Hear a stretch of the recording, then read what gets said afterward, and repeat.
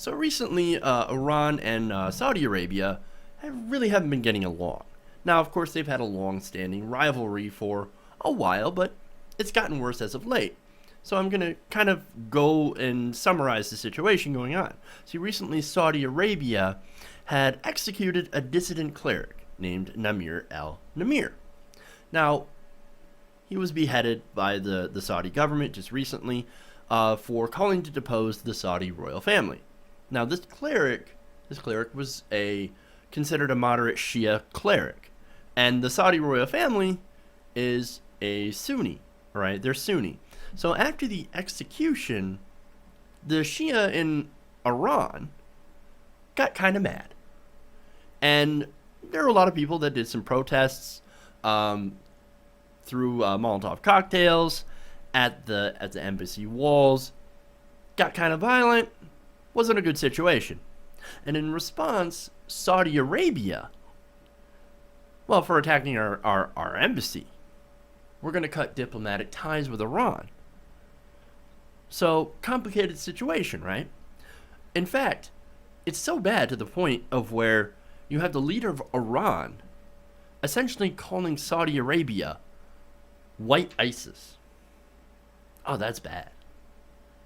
So, as I said, it's a tense diplomatic situation. So now, here comes Donald Trump. Now, he was talking to Bill O'Reilly on his program, on The Factor, to talk about this latest instability.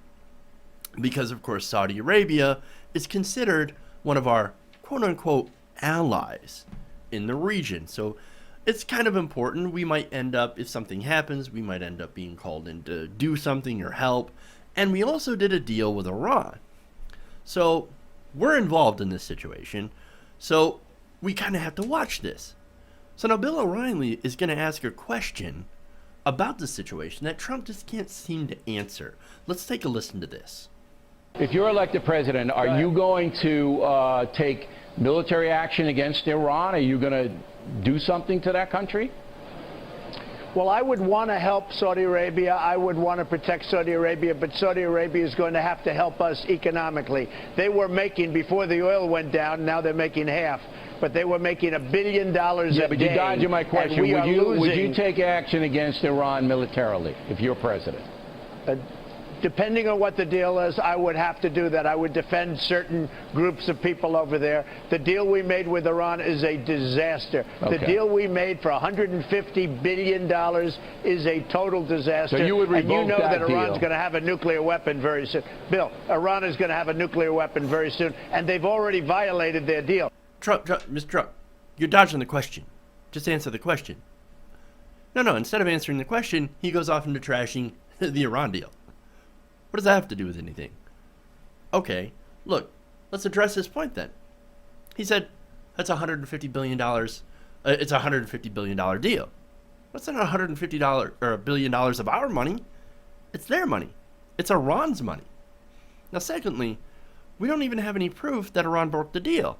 If they did, as Trump claims, I'd be in favor of putting sanctions back into place.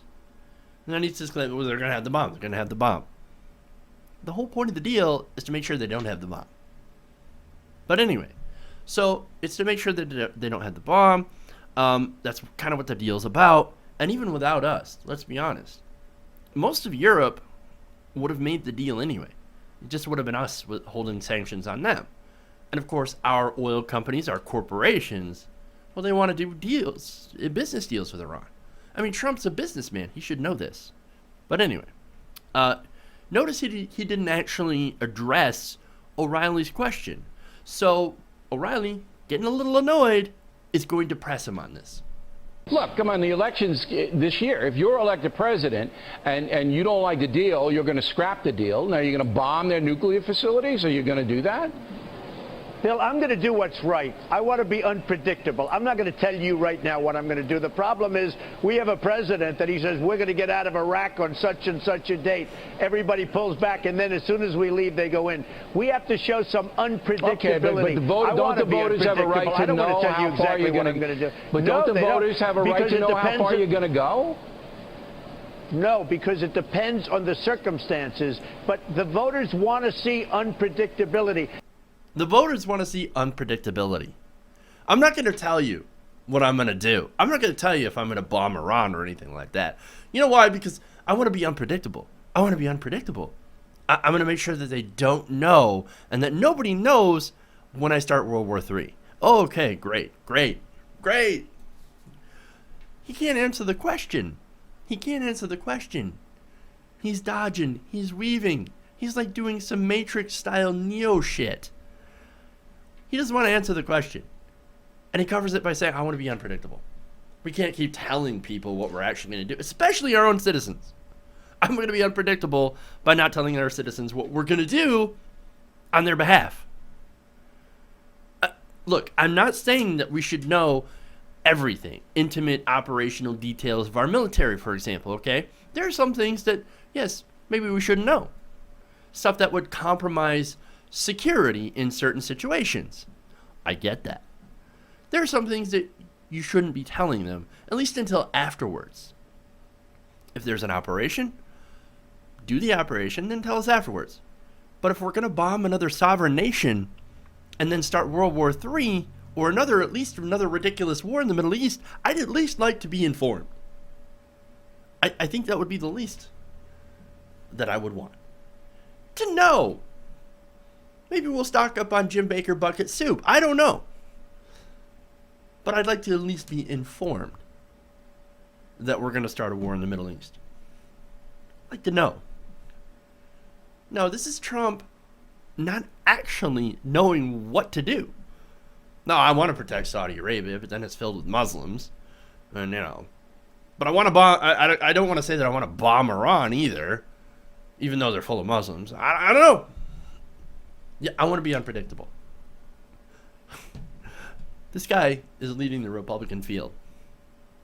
He's at 35% in some polls. It's just... To the American people on Trump, don't elect him. Don't you ever do that. Don't you ever do that. I tell you, don't do it. Don't do it. This is a disaster.